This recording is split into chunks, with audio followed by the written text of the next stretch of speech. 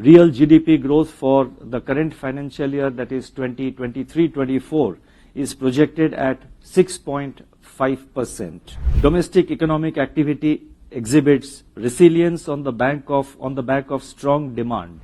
Ground in July and August, supported by key sectors such as pharmaceuticals, basic metals, cement, motor vehicles, and food products and beverages. Services sector activity is maintaining buoyancy as indicated by healthy expansion in high-frequency indicators in August and September.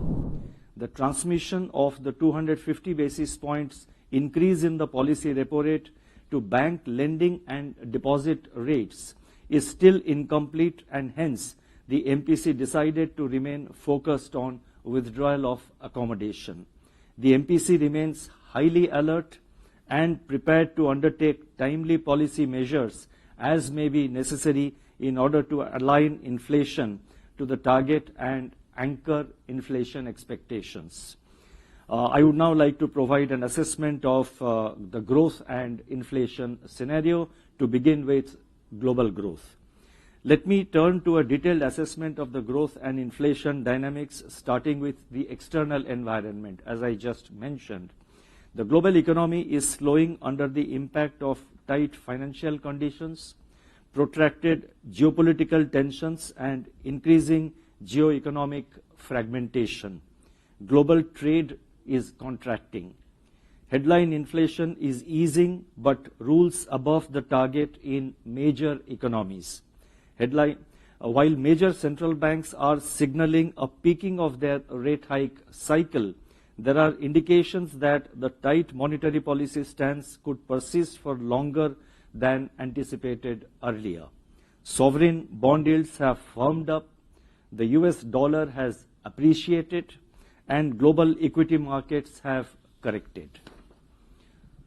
Coming to domestic growth, in contrast to global trends, domestic economic activity exhibits resilience on the back of strong demand, that is, strong domestic demand. The momentum in agricultural activity in the second quarter of this financial year, that is 23-24, has been sustained, although the monsoon has been somewhat uneven. The acreage under Kharif crops as on September 29 was 0.2% above the last year's level. The industrial sector extended recovery in the second quarter. Manufacturing sector gained ground in July and August, supported by key sectors such as pharmaceuticals, basic metals, cement, motor vehicles, and food products and beverages. The Purchasing Managers Index, that is PMI for manufacturing, remained robust in September also. Services sector activity is maintaining buoyancy as indicated by healthy expansion in high-frequency indicators in August and September. PMI services, the data of which was just released yesterday, has exhibited strong expansion in September. Construction activity continues to be strong. Investment activity maintained its momentum with good support from government capex. Private sector capex is gaining ground as suggested by expansion in production and imports of capital goods and new projects sanctioned by the banks. Capacity utilization in the manufacturing sector on a seasonally adjusted basis continued to trend up, which augurs well for investment activity. The total flow of resources to the commercial sector from banks and other sources taken together at rupees 10.6 lakh crore during the current financial year so far is higher than that of last year.